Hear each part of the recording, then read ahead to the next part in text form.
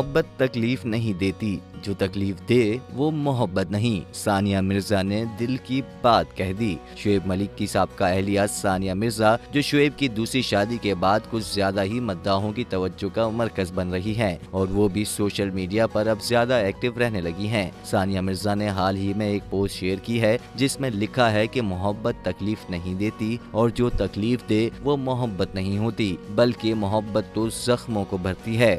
इस पोस्ट पर मद्दाहों का ख्याल है कि सानिया मिर्जा ने अपने दिल का हाल बयान किया है, जबकि इससे कबल सानिया मिर्जा ने मैं अकेली ही काफ़ी हूँ की एक कैंपेन की वीडियो शेयर की थी, जिसमें उन्होंने मद्दाहों को जिंदगी की तमाम मुश्किलात का सामना मुस्कुराते हुए करने का मशवरा दिया था।